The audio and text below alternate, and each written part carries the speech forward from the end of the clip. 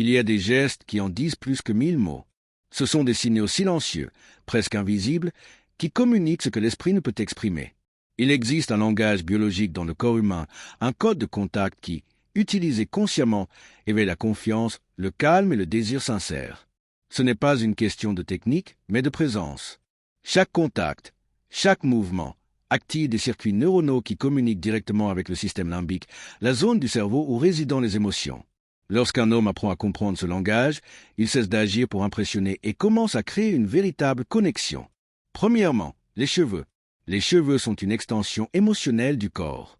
Ils sont associés au sentiment d'identité, à la féminité et à l'instinct de confiance. D'un point de vue physiologique, chaque caresse du cuir chevelu stimule les terminaisons nerveuses liées au système parasympathique, ce qui induit une relaxation. Ainsi, lorsqu'un homme touche les cheveux d'une femme avec douceur et respect, il ne fait pas un geste superficiel. Il envoie un signal biologique de sécurité. Elle baisse la garde, respire plus lentement et se sent libre d'être elle-même. Mais pour que cela fonctionne, le contact doit venir du présent, et non d'un désir de contrôle. Un mouvement lent, conscient et non urgent communique quelque chose que les mots ne peuvent pas. Tu es en sécurité. Un geste comme celui-ci n'est pas une question de conquête, mais de connexion. Deuxièmement, le bas du dos. Ce point est une frontière entre le public et l'intime. Neurophysiologiquement, la région lombaire est liée à la posture, à l'équilibre et au centre de gravité. Un contact d'où active les récepteurs cutanés qui génèrent une sensation de stabilité et de soutien. Ce n'est pas un contact possessif, mais plutôt un rappel corporel. Je suis avec toi, tu peux te reposer. Lorsqu'un homme guide d'une main ferme et légère, il n'envahit pas, il accompagne.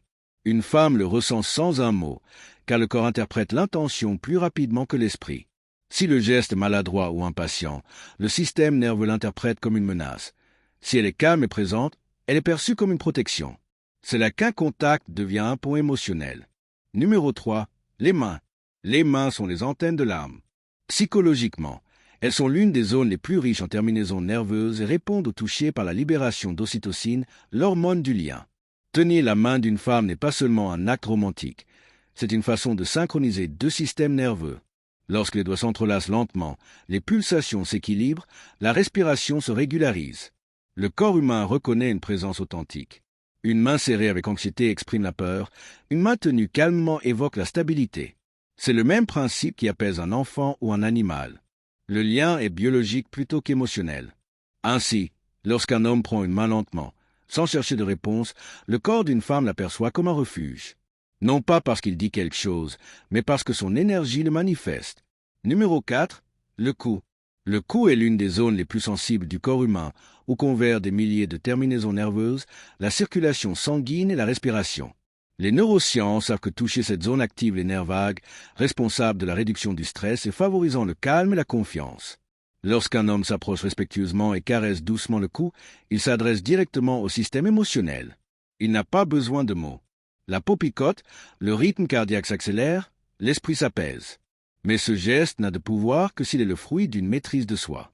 Un toucher impatient suscite l'inquiétude, un toucher lent, l'empathie. C'est pourquoi toucher le cou d'une femme n'est pas un acte physique. C'est une conversation entre deux systèmes nerveux qui se reconnaissent. C'est lui dire sans voix « Tu peux te détendre avec moi ». Numéro 5. Derrière les oreilles. Cette petite zone est l'un des points les plus sensibles du corps, là où la peau est la plus fine et la plus proche du nerf auriculaire.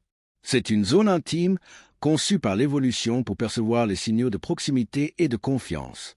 Un simple contact à cet endroit, lent et conscient, peut déclencher une profonde réaction neurochimique, libération d'endorphines, baisse du cortisol, sensation de bien-être. Ce n'est pas un hasard si un murmure ou un contact derrière l'oreille provoque des frissons. Le corps l'interprète comme une caresse émotionnelle et non sexuelle. Mais ce geste exige une intention pure. S'il naît du désir de possession, il est perçu comme une invasion. S'il naît du calme, il devient un langage de connexion silencieuse. C'est un rappel ancien. Tu n'es pas seul, tu es en sécurité. Chacune de ces zones n'est pas un lieu de plaisir, mais de confiance. Lorsqu'un homme comprend cela, il cesse de toucher pour provoquer et commence à toucher pour nourrir. Sa présence devient un remède, son énergie un refuge. Le corps d'une femme ne répond pas aux mots, mais à la cohérence entre geste et intention. Ainsi, le toucher le plus puissant n'est pas le plus audacieux, mais le plus conscient. Ce n'est pas celui qui cherche quelque chose, mais celui qui offre tout. Se connecter avec une femme à ce niveau ne consiste pas à manipuler son corps, mais plutôt à comprendre sa biologie émotionnelle. Il s'agit de comprendre que la véritable attirance ne se construit pas en surface, mais dans les petits gestes qui suscitent le calme, la confiance et un sentiment d'appartenance.